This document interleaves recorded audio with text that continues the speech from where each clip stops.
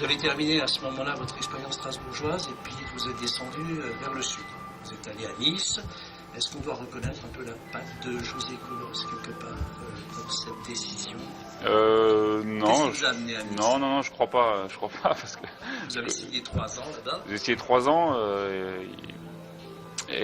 non, je pense pas. Je pense que le fait d'avoir signé à Nice et surtout sportivement, il perdait un défenseur central.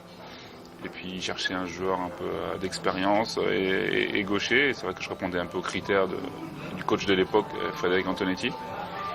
Je connaissais José de nom, mais on ne se fréquentait pas à l'époque. Donc je pense pas qu'il ait spécialement influencé la décision. Mais en tout cas, j'étais très content de le retrouver là-bas. Vous avez été content de le retrouver là-bas. Et votre expérience niçoise avec les Aiglons, comment ça s'est passé?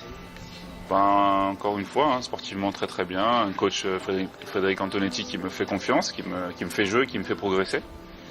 Donc je pense que c'est vraiment là-bas où j'ai pris conscience un peu de l'exigence de la Ligue 1. Et moi, voilà, 3 années où je me suis vraiment éclaté, où j'étais épanoui. Une région où j'ai encore énormément d'attaches et beaucoup d'amis.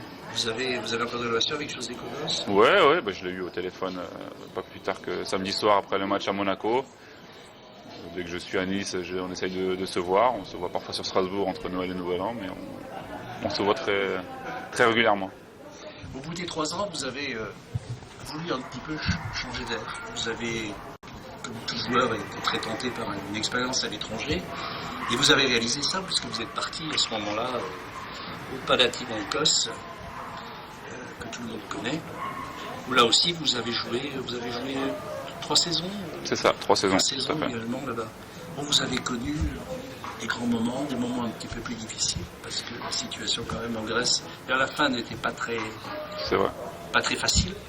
Mais en tout cas, ce n'était pas un choix par défaut, c'était vraiment une décision réfléchie.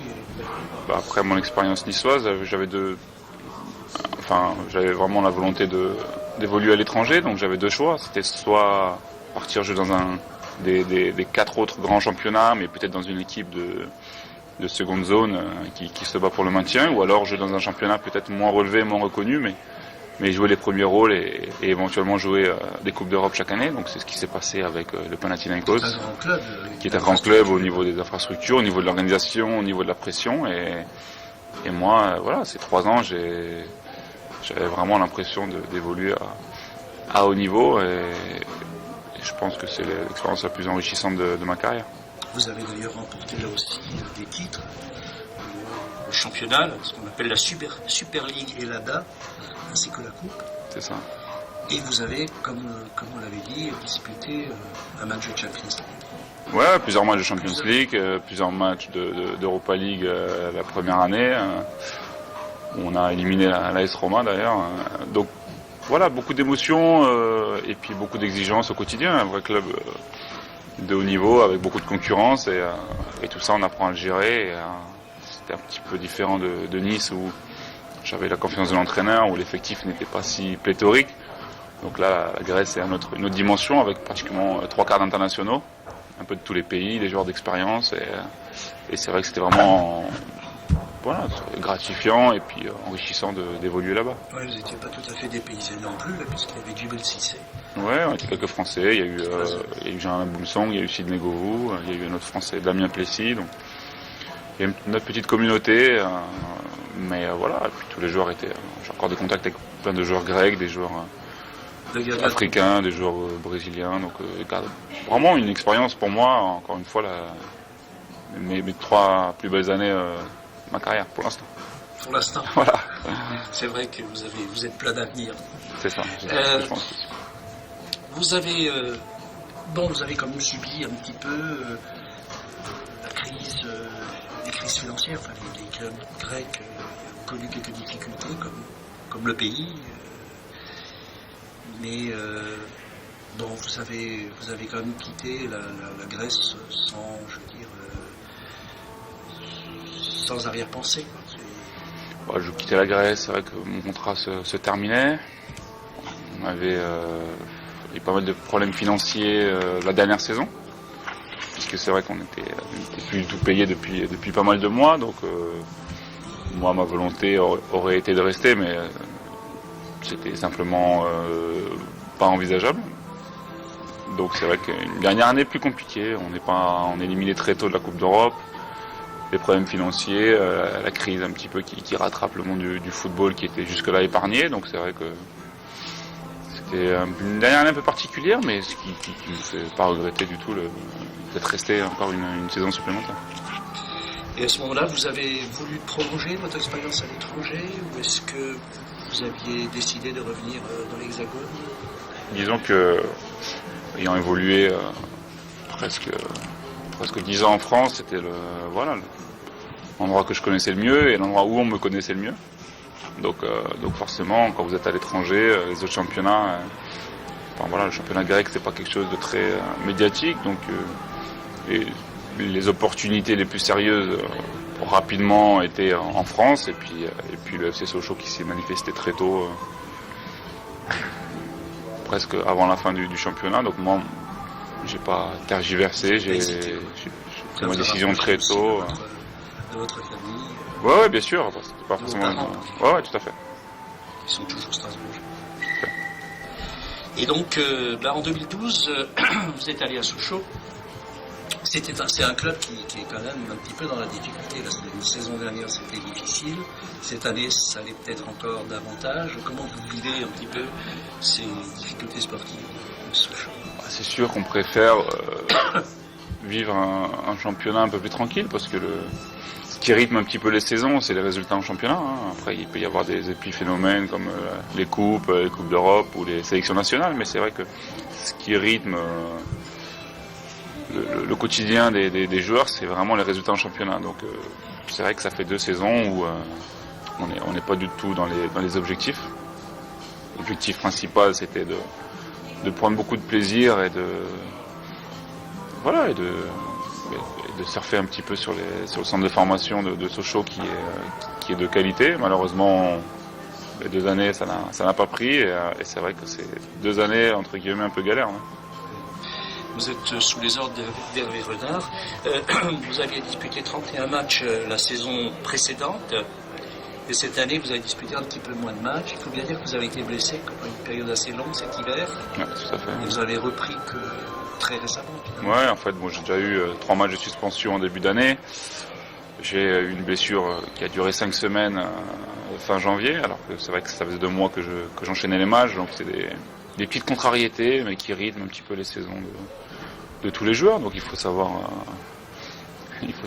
prendre les choses avec philosophie, ne pas respecter sa ligne de conduite comme j'ai toujours fait. Donc que les événements soient favorables ou défavorables, moi j'ai ma ligne de conduite et j'y m'y tiens. Donc ça va être le cas jusqu'à la fin de saison. Le dernier match, vous étiez dans le groupe contre Monaco, qui a été perdu 2-1. Encore une défaite sans ric-rac, on va dire. Voilà. Ça, c'est un petit peu ce qui a poursuivi Sochaux depuis le début de la saison. Ouais, c'est vrai, mais il y a beaucoup plus de qualité dans les productions en 2014. Malheureusement, on traîne un passif tellement lourd des 6 premiers mois que la situation reste compliquée malgré des résultats plus que corrects, puisqu'on est 11e au classement des matchs retour. Mais le championnat a été un peu plombé par nos 6 premiers mois. Donc, vous avez encore l'espoir de oui, bien sûr, puisqu'il y a des matchs à domicile, des matchs qui sont à notre portée. Il va falloir faire des séries comme on en a fait avant Monaco. Mais il va falloir vraiment élever notre niveau de jeu et puis compter aussi sur un peu de chance pour espérer nous maintenir. Qu'est-ce qu'il vous apporte, Hervé Renard? Sa grinta, son état d'esprit est irréprochable. Il n'aime pas du tout la défaite, il aime pas. Il veut des performances de haut niveau, donc il est exigeant tous les jours. Et c'est vrai qu'en étant plus exigeant, les joueurs progressent. Il y a beaucoup de joueurs et les meilleurs jouent, donc ça crée une émulation. Et malheureusement, on n'en profite que depuis quelques semaines. Si on avait commencé la saison comme ça, je pense qu'on n'en serait pas là.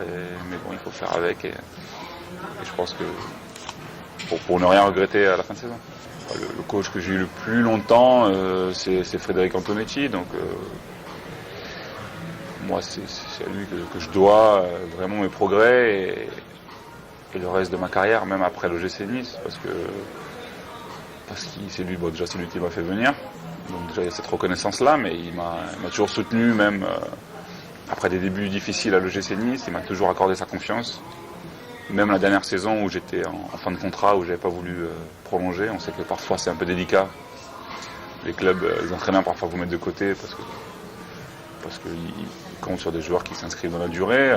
Moi j'ai eu sa confiance jusqu'au bout, jusqu'au dernier jour, et ça on serait toujours reconnaissant. Donc, puis garder un coach 3 ans dans le football actuel, c'est pas évident. C'est rare. C'est rare, donc ça aussi c'est à souligner. Donc voilà, s'il y avait un entraîneur, ça serait lui. S'il y a un public dont vous vous souvenez, l'ambiance, etc., lequel ce serait? Le public, forcément, le public le plus chaud, ça va être au Panathinaikos. Il y a des petites ressemblances avec le public de l'OGC Nice, ça c'est sûr. Maintenant, la Grèce, c'est vrai que c'est un niveau encore rarement atteint en Europe. C'est vrai que c'est pas les mêmes notions de sécurité, de tout ça. Et puis c'est vrai que c'est un club quand même historique, on avait un stade énorme, donc quand on jouait les derbies ou des matchs importants, c'était une ambiance indescriptible. Donc c'est un club qui est connu pour son public, pour sa Gate 13, donc ce groupe de supporters derrière les buts quand même qui sont presque mondialement connus. Donc c'est sûr que les supporters de Grèce, ils sont les fameux supporters, voilà.